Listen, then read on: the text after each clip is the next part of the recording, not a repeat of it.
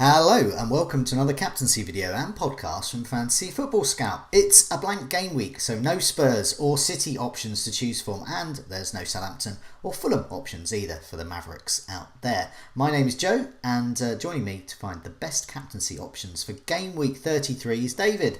David, how are you? Yeah, very good, thanks. Obviously, last week we were all talking about Harry Kane, and we all went with Harry Kane, and Harry Kane got 2 goals. I triple captained him as well, so a nice 36-point haul. That's probably it, though. I'd be very surprised if he plays in the second game, a double game with 32, which, of course, we're recording this before that takes place. So, yeah, very pleased, because it's been quite a while since my triple captain has done something memorable, I suppose. And I'll take it. You know, if someone had said to me at the beginning of the game week, you know, you're going to get 36 points total out of Kane on your triple captain, I'd have been like, yeah, go on in. I'll take it. I'll take it. So, obviously no Spurs this week, so it's a little bit more wide open. But as I said, when your captaincy comes off, I feel a little bit more confident making your next call. So, in good spirits. Yeah, I got 3 extra points for my captaincy, triple captaincy. It was Salah a few months ago. So I'm 9 points down. And then when you think of it like that, we do all this planning for these chips, and then I think, well, I've lost 9 points. So maybe there's no point in planning. But of course there is, because hopefully that should get us up the rankings. But definitely matters at hand, the captaincy. And I'm going to start with, I guess the obvious one in terms of Liverpool, because that's where I think the sort of masses will go. But they may not necessarily be the best options. So Liverpool face Newcastle. So on paper, that looks like a potentially good fixture. Liverpool, good team, against Newcastle, flirting with relegation. But nevertheless, are Liverpool that good options to choose for the captaincy? And is Newcastle the kind of team that we want to captain someone against at the moment? So, what do you think? The likes of Salah, Jota, Alexander-Arnold, Mane even? Well, I must say I was very impressed with the way Liverpool played in the first half against Leeds, and their players have been slowly sort of creeping back onto the radar, showing that they can be relied upon. I think. Without wanting to go too much into it, I think some of the off-field issues are going to be very motivating to some of these Liverpool players. A point to prove, I suppose. And I definitely saw that in the first half against Leeds. So there's, of course, they tailed off in the second half, but Leeds, as we know, are a fit team. So I'm not too shocked that Leeds caused them some problems. Newcastle, I don't see them necessarily causing them the same problems in terms of control of that game. The interesting thing about the Leeds game was that I think it was only the second time this season, I think, that Liverpool have had less than 50% possession. That isn't going to happen with Newcastle. Liverpool are going to have more control over this game. Salah, I guess, is the obvious starting point. 2 goals in his last 3, and he was rested in the most recent game after a very, very long period of successive starts. So I'm not worried about rest, and obviously, of course, they're not in the Champions League this season anymore because they were eliminated, so they don't have any other considerations. So I would imagine that Salah's going to come straight back in. Now, obviously, you've got on the screen there expected goal involvement. Last 4 matches. Last 4, and Salah is top for that. And that is encouraging. The only thing that still just sort of worries me a little bit about Salah, historically, he's been the kind of player that I've captained a lot because I like to look at players who are performing well on the following 3 metrics: shots in the box, big chances, and shots on target. Because I feel the 3 of those together, if you're shooting a lot, and every time you shoot, the chances are it's a big chance, and then every time you're shooting, it's on target, or a lot of the time it's on target, then they are the kind of players that are going to score lots of goals. Which sounds, I guess, obvious, but they're the stats I like to look at, and he is performing well in 2 of those. So shots in the box. So I'm last 6, but I think there's whether you go last 4 or last 6 is mostly much of a muchness, I think, in terms of assessing this. So it's last 4 matches, Salah 15 shots in the box. That's a joint second behind only Kane. His 4 big chances, he's joint 4th for. So, not quite as good. But then shots on target, he is still way down compared to a lot of other people. So he's had 6 shots on target, but you've got about 15 players who've had more shots on target than him over the last 6 matches, which includes people like Mitrovic, Mahrez, Bowen, Joe Linton, Greenwood, Maddison, Pereira, Fernandes, Havertz, Richarlison, Lingard, Iheanacho, Kane, Wood, and Diogo Jota, who obviously has played slightly fewer minutes. Yeah. So, in terms of ability to actually put some of these chances away, I'd say right now, Jota's probably the better bet. But of course, he wasn't rested in the last game. He did come off, I think, 10 minutes to go. So is he in the red zone, as Klopp calls it? Because it's not necessarily even just about Champions League competition. If he's had players who he perceives as played too many games in a row, then they get benched. So Jota, of course, is the more heavy rotation risk. But I quite like the fact that at the moment, his shot accuracy, Jota, is 53% compared to Salah's 28%. His goal conversion is 20% to Salah's 9.5. So I don't think it would be the worst idea in the world to go Jota. And this time of the season seems like a good time for it personally, because this is the type of these are the kind of decisions that, when it comes down to it, you sometimes have to go a little bit against the grain to make a bit of progress. So yeah, I'm undecided right now, but Jota is quite appealing. Yeah, I mean, I'm going to put Alexander-Arnold in the mix as well. He's a player that I didn't get on my wild card, and I think I'm probably going to rectify that because he has got the clean sheet potential, as all Liverpool defenders have. But he does, I mean, it's quite startling, the assist potential there and his ability to get bonus as well. So, yeah, last 4, he's created 12 chances. He is the creativity in Liverpool's ranks at the moment. Whereas Salah, Jota, Mane, and to a lesser extent Firmino are sharing those goal-scoring duties. But it's Alexander-Arnold's there. So I think he is an option if you think they're going to get a clean sheet. What troubles me about this is not only the fact that Salah, as you mentioned, Salah's accuracy is not as good as you would want it, and his sheer volume is not as...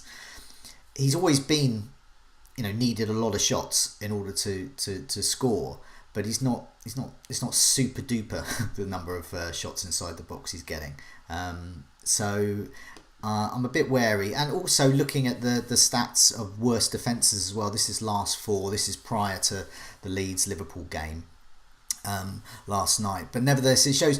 So if I want to captain a player, I want them at the top of this, as in they've conceded the most big chances. They've got really high expected goals conceded as well over the last 4. And Newcastle aren't there really. It's Crystal Palace. They're the worst at the moment, alongside Sheffield United that we've known about for a while. So Crystal Palace have become the whipping boys.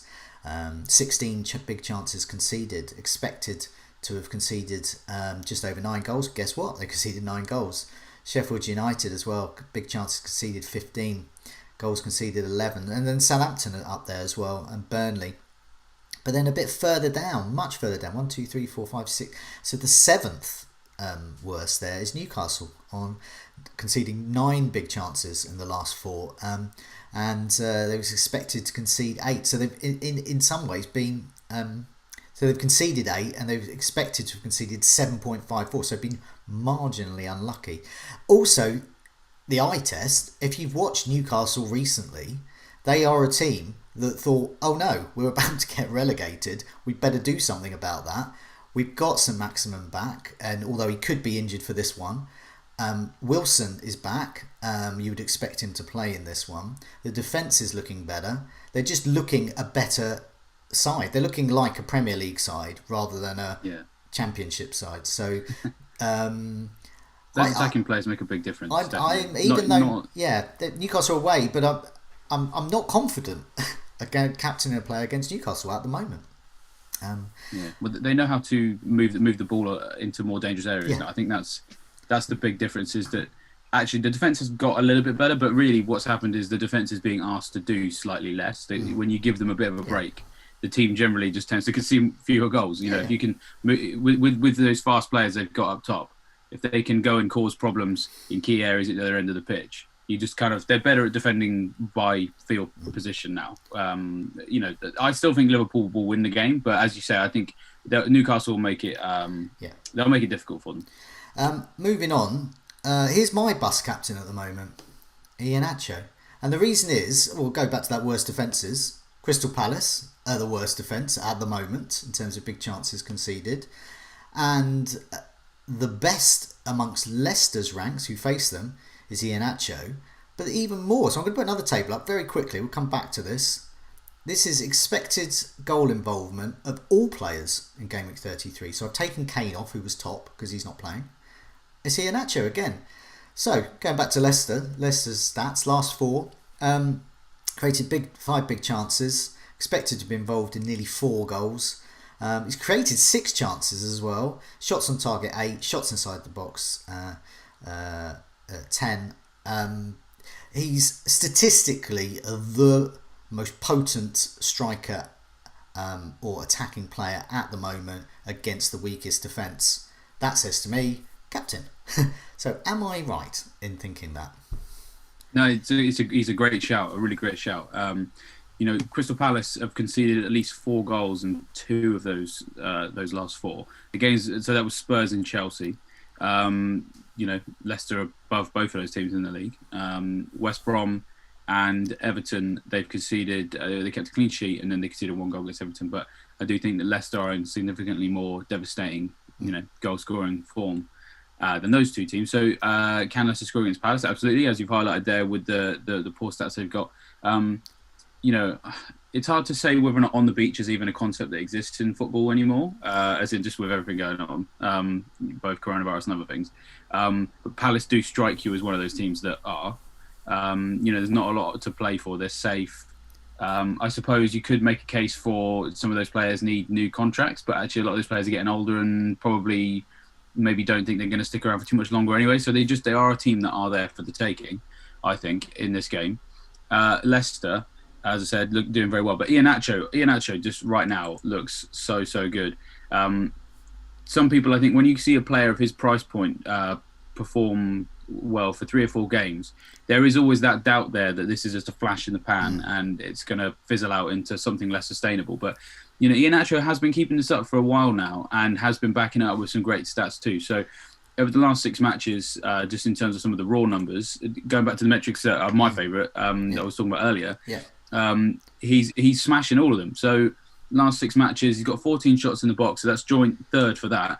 But he does even better on the other metrics. 7 big chances. It's top in the whole league, level with Kane and Calvert-Lewin.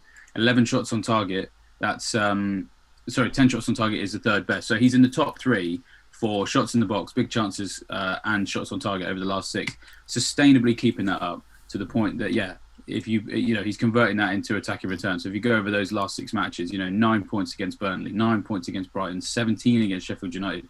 Obviously blanked against Man City, but there's no shame in that. And then of course 13 against West Ham.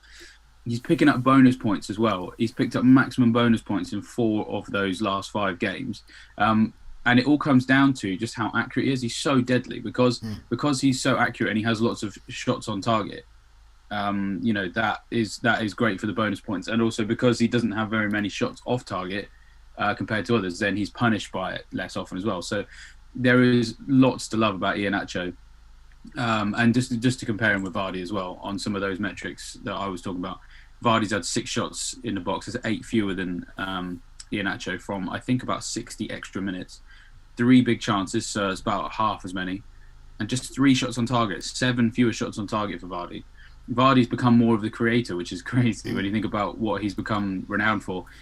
He's created 4 big chances over the last 6, which actually is the joint highest in the league with Alexander-Arnold. So if you have Vardy, then I don't think it's not the worst idea in the world to captain him, of course, because he's on penalties too. And the way things are looking, statistically speaking, he is the most likely player to assist Iheanacho, who's... that's what the last 4 stats on the screen show. Vardy, 2 assists, and then Iheanacho's the guy with the goals. Yeah. There we go. So there's nothing wrong, because the thing is, at this point, if you've got Vardy, you're not going to sell him to get Iheanacho, I would assume. That wouldn't be a very sensible decision, I think. So Vardy should still be in the conversation for those that own him, which is still a lot of people. So it's just that for me, Iheanacho is by far his stats. He's performing like a premium asset in terms of the stats that he's posting.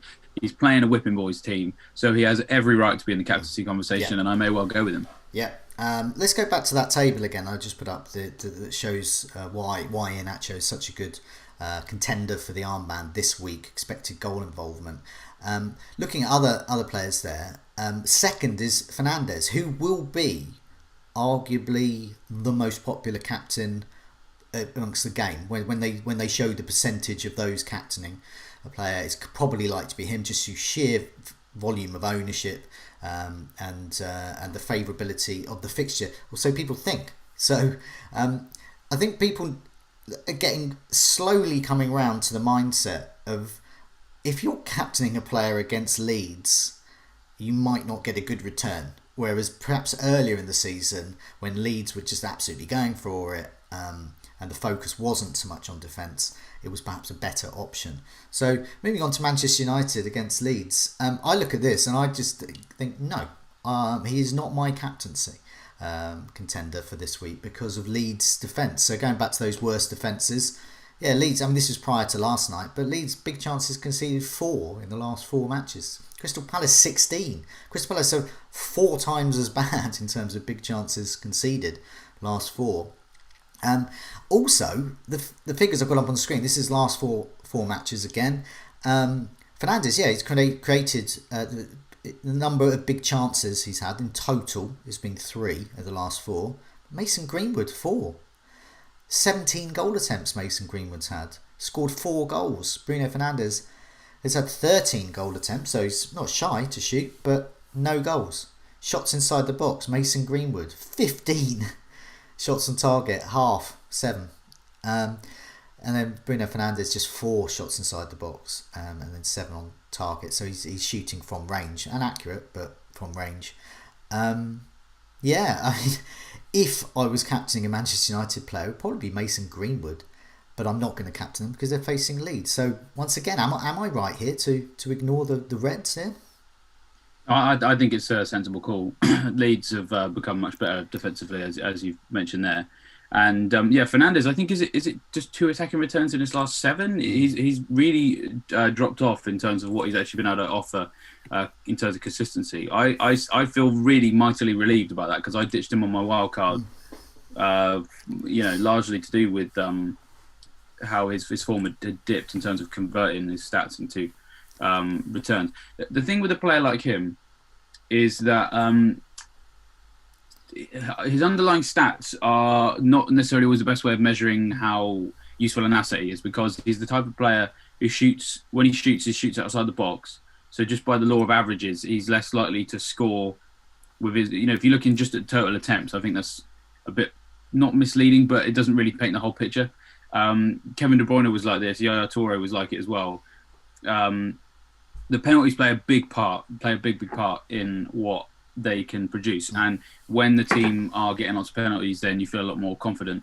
But it's just, he's not going to change his style. He isn't ever going to turn into the guy that's tapping things in at the 6-yard box like Iheanacho or Kane is capable of doing. Although the thing with Kane is that he shoots a lot outside the box, but he's just one of the best shooters in the world. So he's not going to become one of these guys who scores lots of goals from open play overnight. So then when the form in terms of FPL points starts to dry up, then the underlying stats kind of start to paint an even stronger picture of, I need to look elsewhere.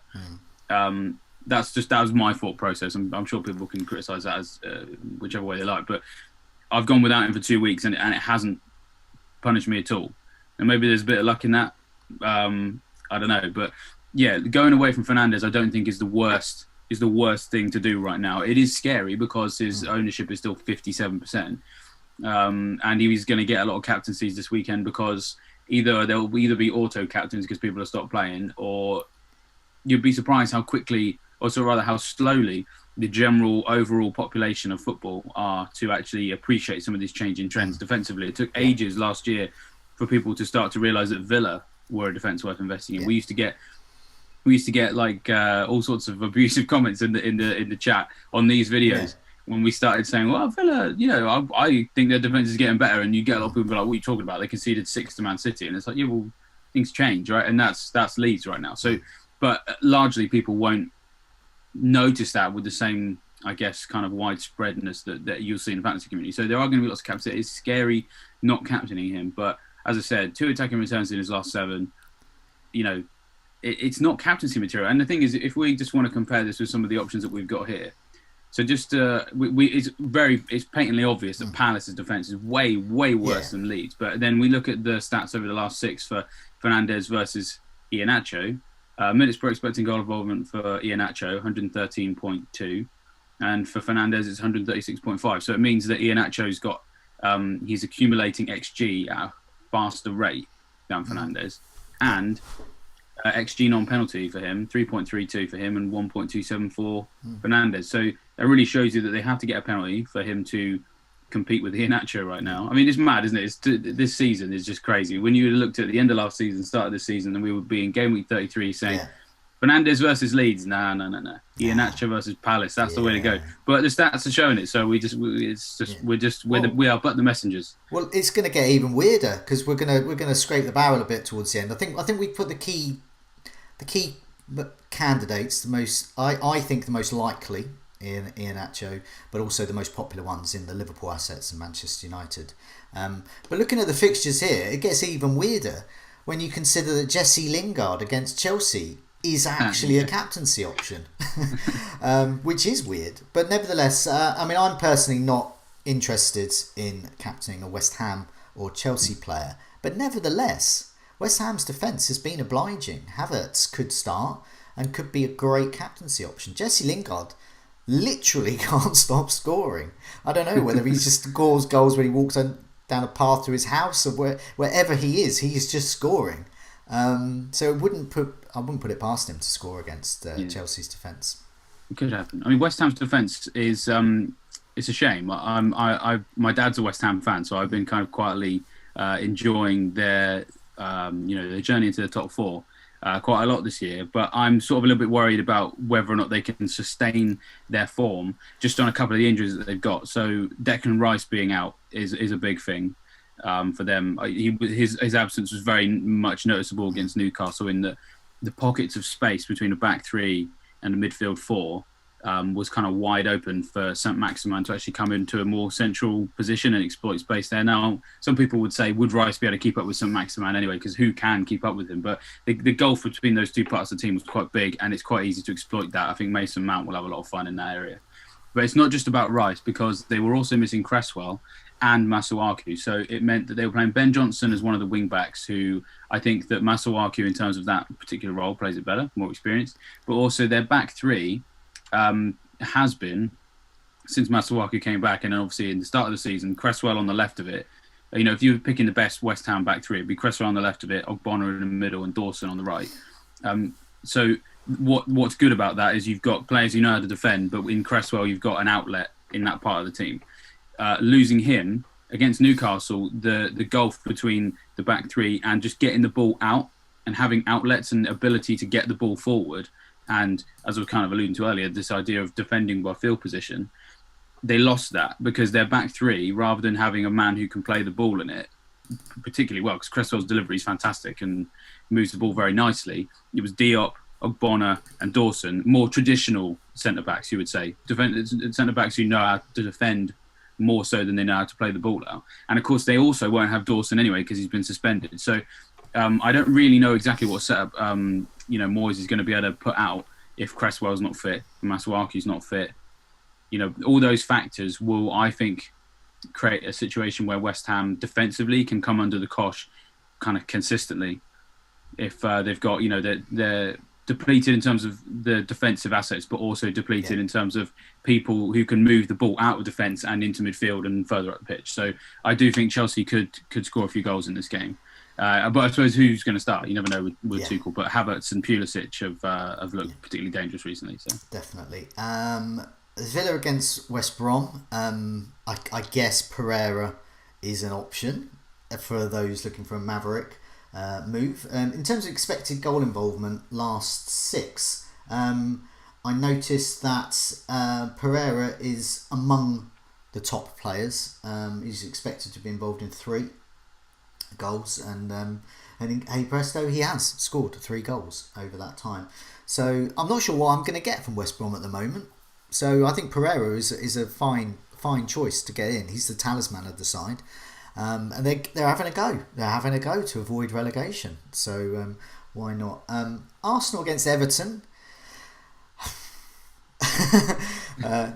For me, not a captaincy contender, especially because Lacazette will probably be out. Wolves against Burnley. That's I think The founder of Fantasy Football Scout, Mark, would refer to that as a garden centre match.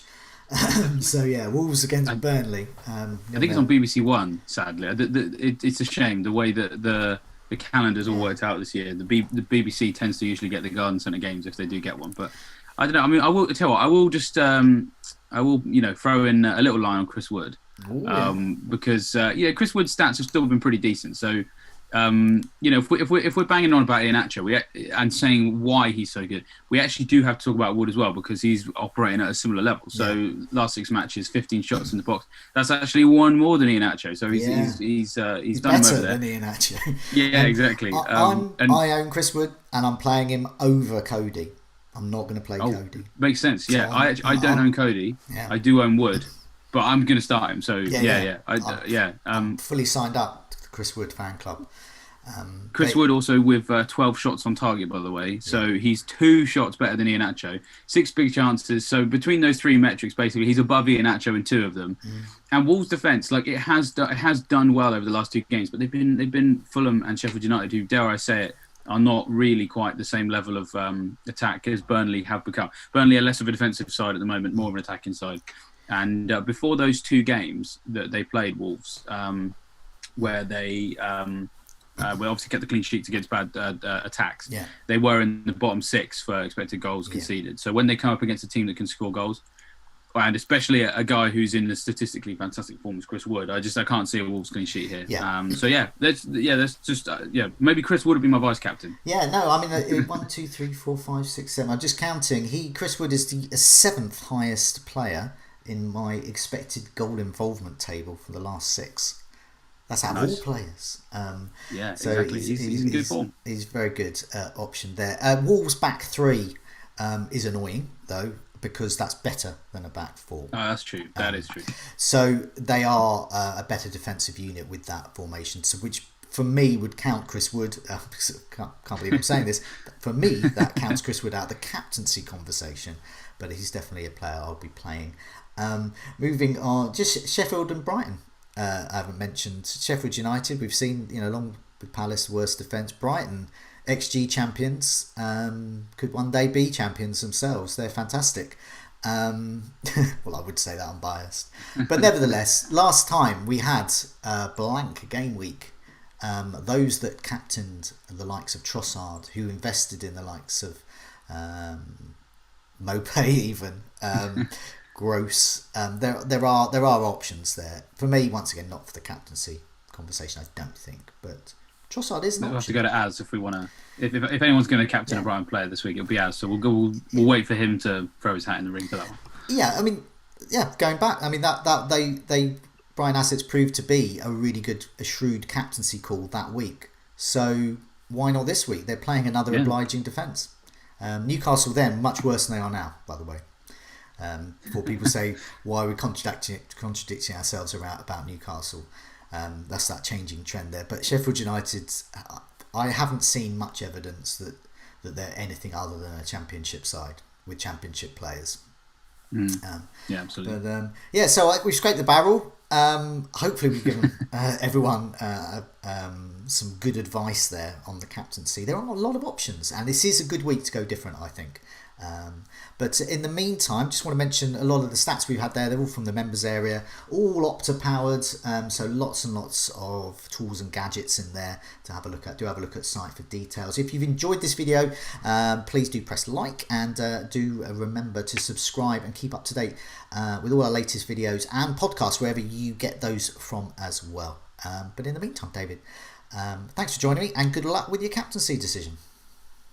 Cheers, Joe, and the same to you.